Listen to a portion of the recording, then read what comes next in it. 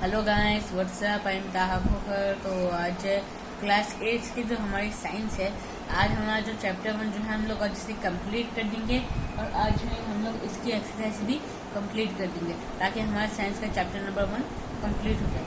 So start करने से पहले अगर आप हमारे चैनल पर नए हैं तो हमारे चैनल को सब्सक्राइब जरूर कर दें।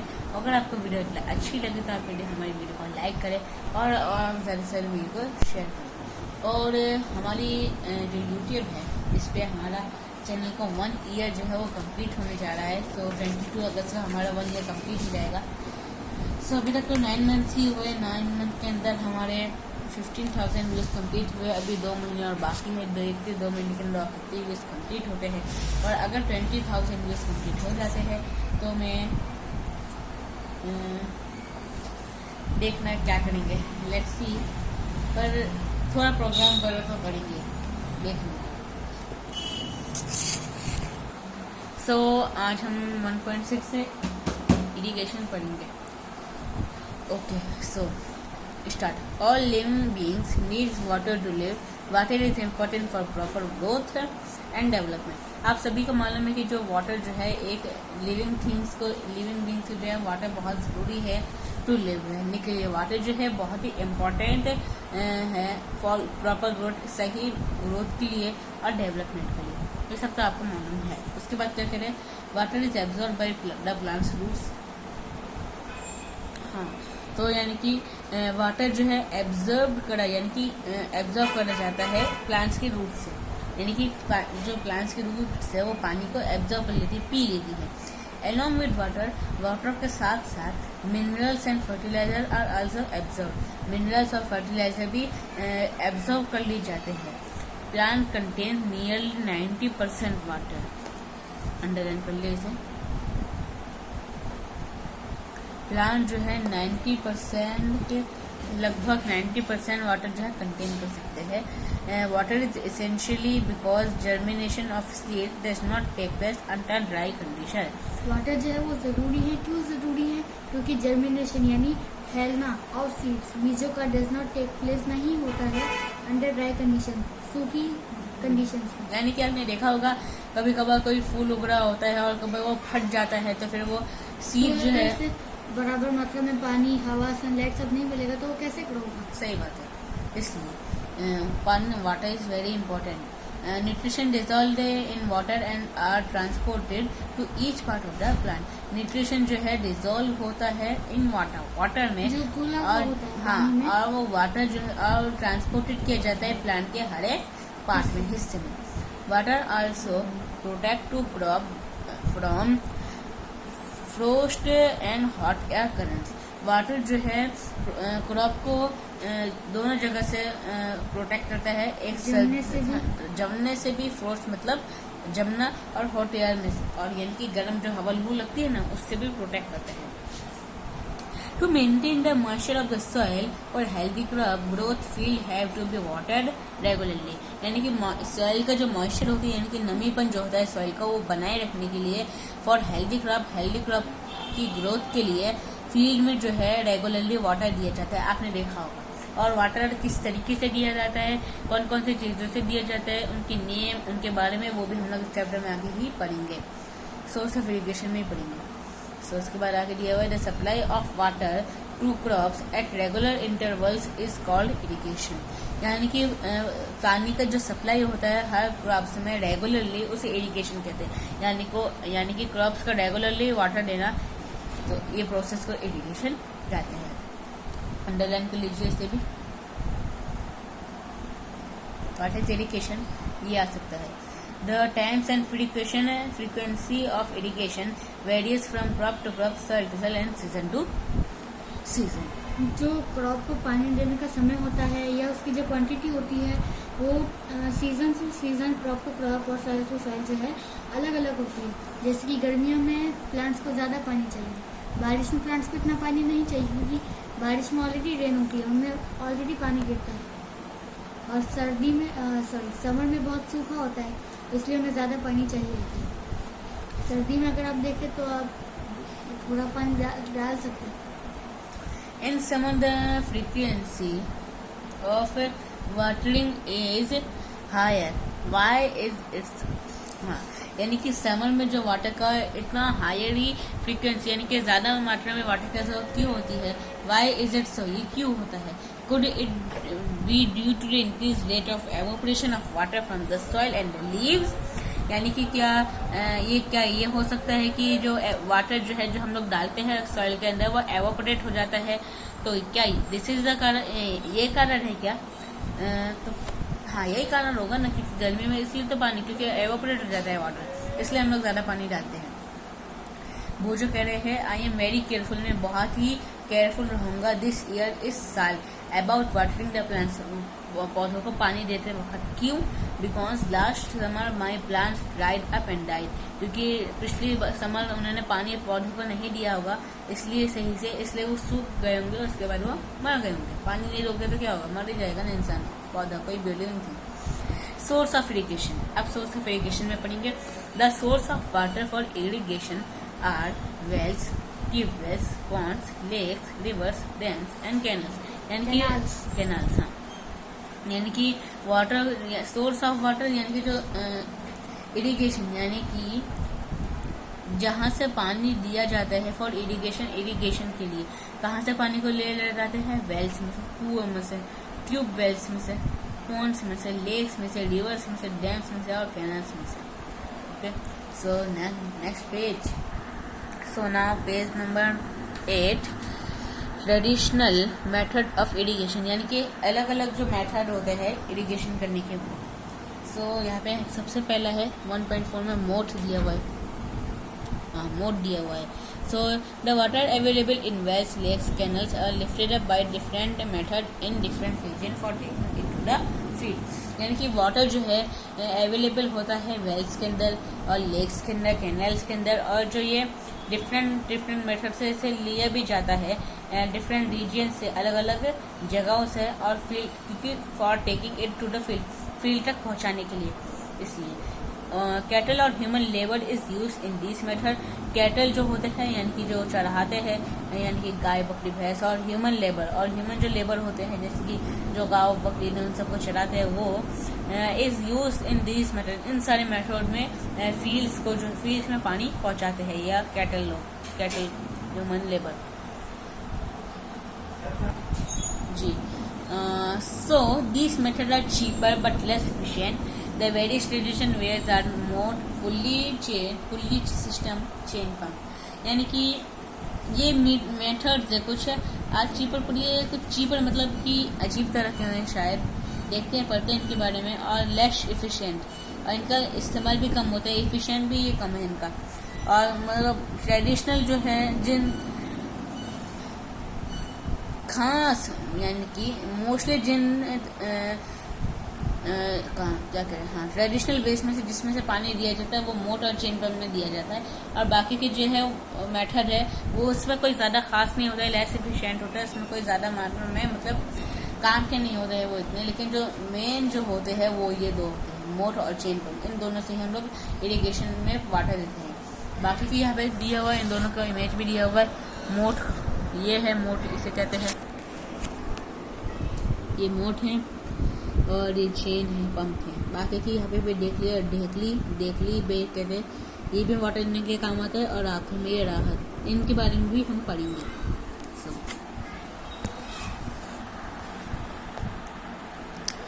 ढेकली या dhekli and rahat lever system pumps are commonly used for lifting water, diesel, biogas, electricity and solar energy is used to run these pumps.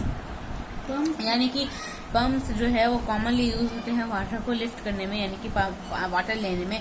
Diesel, biogas, electricity and solar energy जो है की वजह से ही ये पंप जो है चलते हैं, वर्क करते हैं। इसके बाद है मॉडर्न मेथड्स ऑफ इरिगेशन, यानी कि आज के न्यू जमाने जो है, आज के ज़माने में इरिगेशन किन चीज़ों से दिए जाते हैं। Modern method of irrigation help us to use water economically. The main method use are as follows sprinkle system and drip system. यानी कि जो आज के ज़माने में वाटर किन चीज़ों से दिए जाते हैं, इरिगेशन किन चीज़ों से करा हो जाता है, स्प्रिंकल सिस्टम से और ड्रिप सिस्टम से। स्प्रिंकल सिस्टम आप समझ रहे होंगे, या स्प्रिंकल मतलब वाटर को छिड़कना, तो यानी कि आप समझ रहे होंगे इसमें वाटर को स्प्रिंकल किया जाता है। This system is more useful of the even land where sufficient water is not available, यानी कि ये सिस्टम वहाँ पे मौजूद होता है, बहुत ही यूजफुल होता है, और वहाँ पे होता है जहाँ पे वाटर जो है बिल्कुल भी अवेलेबल मतलब नहीं होता, और जितनी मात्रा में होना चाहिए उतना मात्रा में नहीं होता है। The perpendicular pipes having rotating nozzles on top are joined to main pipe at regular intervals. ये जो पाइप परपेंडिकुलर जो पाइप्स होते हैं उनके टॉप पर जो है घूमने वाले नोजल्स होते हैं। नोजल मतलब वो टैप हो गया ना, उसे कहते हैं। आप सर्च कर सकते हैं, हमें एग्जैक्ट तो मालूम नहीं है। और join to the main pipeline, जब मेन पाइपलाइन से जॉइन होते हैं, मुझे तो ये लग रहा है ये जो हाँ। मेन पाइपलाइन से जॉइन है to the main pipeline at regular intervals. When water is allowed to flow the main pipe under pressure with the help of a pump, it escapes from the rotating nozzles. जब जो पानी है वो बहता है through the main pipe से अंदर pressure, पूरे प्रेशर के साथ through the main through with the help of a pump, यानी कि पंप की सहायता से it escape from the rotating nozzles. ये जो है वो रोटेटिंग नोजल्स मतलब वहां से फिर रोटेट होके निकलता होगा। इट गेट स्प्रिंकल, और ये स्प्रिंकल होता है ऑन द क्रॉप, यानी कि ये वाटर क्रॉप के ऊपर छिड़का जाता है as if it is raining, ऐसा लग रहा है कि बारिश हो रही है। हाँ। Sprinkle is very useful for lawns, coffee plantation and several other crops, यानी कि लॉन्स यानी कि ये क्रॉप है, कॉफी प्लांटेशन यानी ऐसे कुछ और अदर क्रॉप्स के लिए भी स्प्रिंकल सिस्टम जो है बहुत ही इम्पोर्टेंट है। ये इसकी इमेज भी यहाँ पे दी हुई है। अब देखेंगे ड्रिप सिस्टम। हाँ, ये दो मॉडर्न टाइम के मेथड है, और इनमें से स्प्रिंकल के बारे में पढ़ चुके हैं, अब ड्रिप सिस्टम के बारे में पढ़ते हैं। इन दिस सिस्टम, इस सिस्टम में the waterfall drop by drop directly near the पानी जो है वो ड्रॉप बाय ड्रॉप गिरता है, मतलब बूंद बूंद गिरता है डायरेक्ट नियरली द रूट्स, जड़ों के पास। ये देखिए यहाँ पे ये पाइप है, यहाँ पे ये ड्रॉप बाय ड्रॉप गिर रहा है रूट्स के पास। It is the best technique for watering fruit plants, gardeners and trees. ये जो है बेस्ट टेक्निक है पानी देने की, किसको? फलों को, प्लांट्स को, गार्डन्स को और ट्रीज को। वाटर जो है is not a wasted at all, इसमें वाटर भी ज्यादा वेस्ट नहीं होता है। It is a boon in region where availability of water is poor, और वो इस जगह पे यूज होता है ये जहाँ पे वाटर की अवेलेबिलिटी जो है वो बहुत ही पुअर होती है। उसके बाद पेज नंबर 10 देखेंगे। प्रोटेक्शन फ्रॉम वीड जब हम लोग पढ़ने वाले हैं, उसके बाद तो चैप्टर बहुत इजी है। So let's begin. Protection from weeds. Bojangeli went to a nearby wheat field and saw that there were some other plant in the field growing along with the wheat plant. यानी कि पहली भोजो जो है, भोजो और पहली जो थे वहाँ पे एक वीट की फील्ड में गए थे, हाँ वीट की फील्ड में गए थे, और उन्होंने देखा कि वहाँ पे कुछ और प्लांट भी उग रहे हैं, और कुछ वीट का वहाँ पे गए थे और उन्होंने देखा कुछ और क्रॉप्स भी वहाँ पे उग रही है। भोजन ने कहा है these other plants been a planted purposely, कोई पर्पस के द्वारा ये कोई पर्पस होगा इन्हें लगाने का, ग्रो करने का। सो उसके बाद इन अ फील्ड, एक फील्ड में many other undesirable plants may grow naturally along with the crops, these undesirable plants are called weeds. यानी कि एक फील्ड के अंदर जो है कुछ, अगर एक वीट का वो है, क्या बोलते हैं, फील्ड, और वो उसमें वहाँ पे वीट उग रही है, और वहाँ पे जो दूसरे अलग तरह के आप देख रहे हैं क्रॉप्स उग रहे हैं, वो नेचुरली ग्रो होते हैं। यानी कि वो, और वो कैसे ग्रो होते हैं, जो पहले वो बता देते हैं, जो नेचुरली ऑटोमेटिकली ग्रो हो जाते हैं प्लांट्स, उन्हें वीड्स कहते हैं।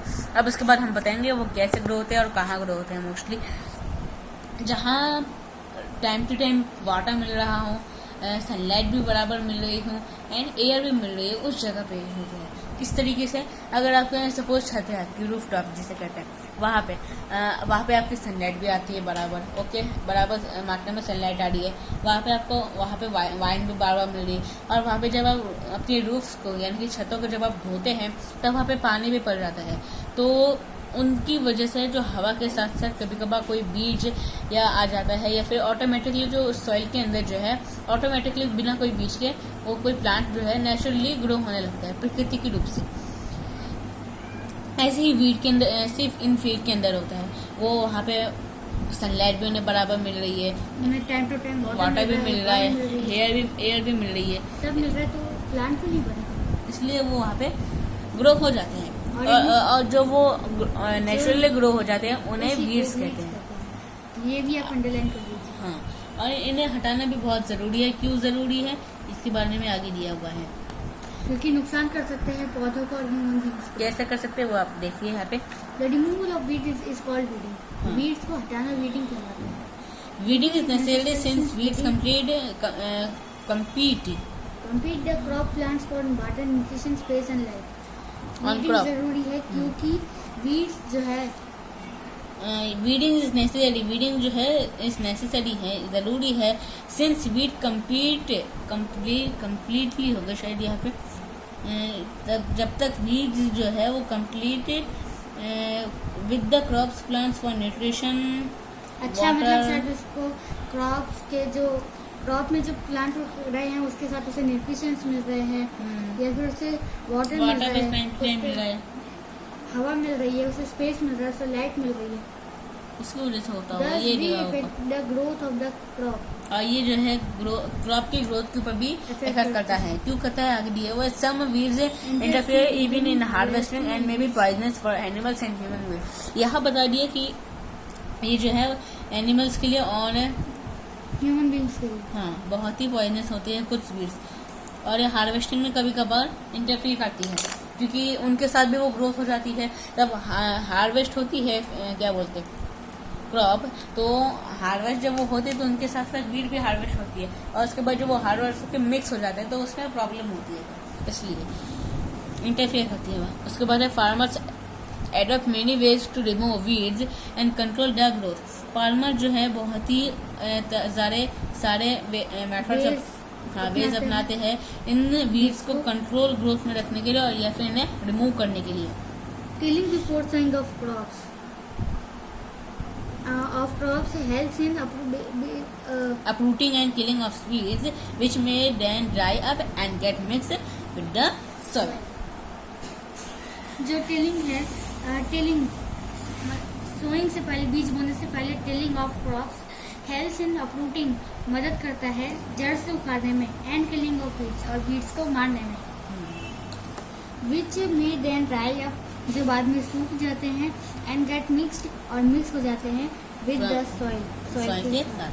The best time for the removal of weeds is before they produce flower and seeds.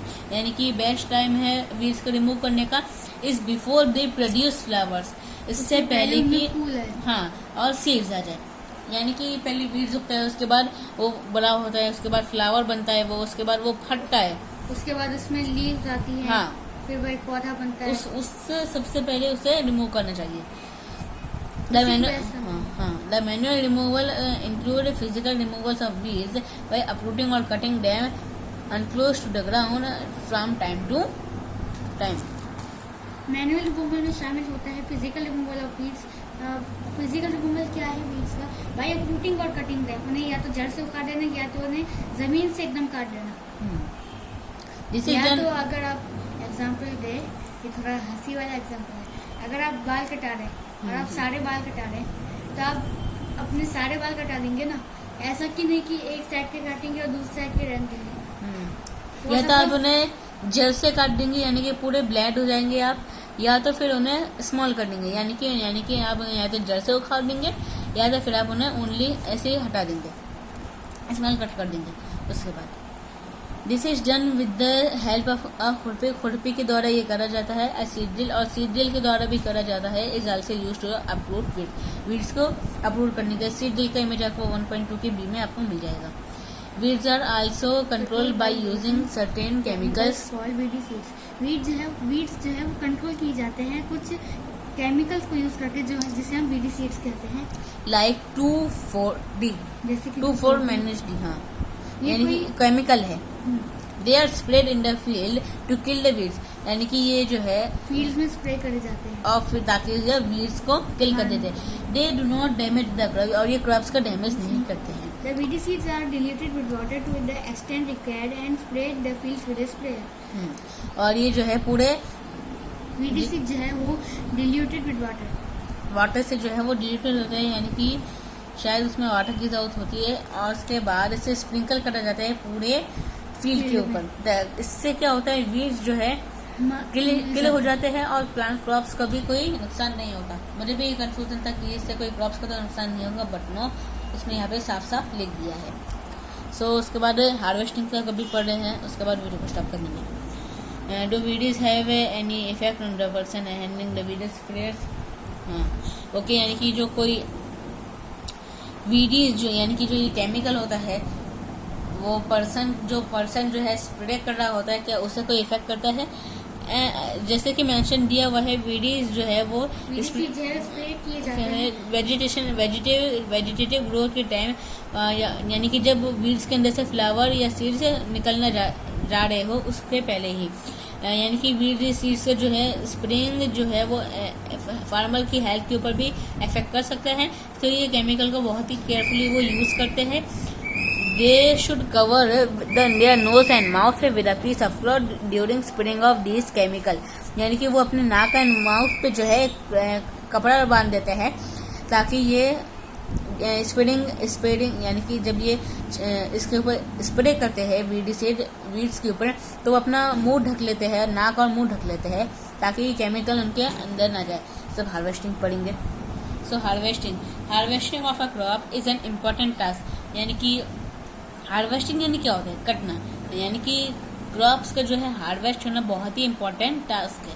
The cutting of crop, यानी कि क्रॉप का जो कटना after it is mature is called harvesting. उसकी यानी कि जब फसल जो है तैयार हो जाती है, उसके बाद जब उसे कट करा जाता है फसल को, उसे जो है उस प्रोसेस को हम लोग हार्वेस्टिंग कहते हैं। इन हार्वेस्टिंग में क्या होता है? In harvesting, crops are pulled out or cut close to the ground. It usually take 3 to 4 months for the cereal crop to mature. यानी कि हार्वेस्टिंग में क्या होता है? क्रॉप्स को जो है पुल यानी कि खींचा जाता है और फिर उसके बाद जमीन से कट कर दिया जाता है। उसके बाद क्या होता है? इट यूजुअली ये लेते हैं लगभग 3 से 4 महीने लगते हैं और एक सीरियल क्रॉप को मैच्योर होने में। हार्वेस्टिंग इन आवर कंट्री, यानी कि हमारी कंट्री में harvesting is either done manually by sickle. हमारे देश के अंदर जो हार्वेस्टिंग है एक सिकल यानी कि इसके द्वारा की जाती है, और by a machine called harvester, और एक मशीन के द्वारा भी की जाती है जिसे हार्वेस्टर कहते हैं। इन द हार्वेस्टेड क्रॉप्स, जो क्रॉप जिसे हार्वेस्ट हो चुकी है, the grain seeds need to be separated from the chaff.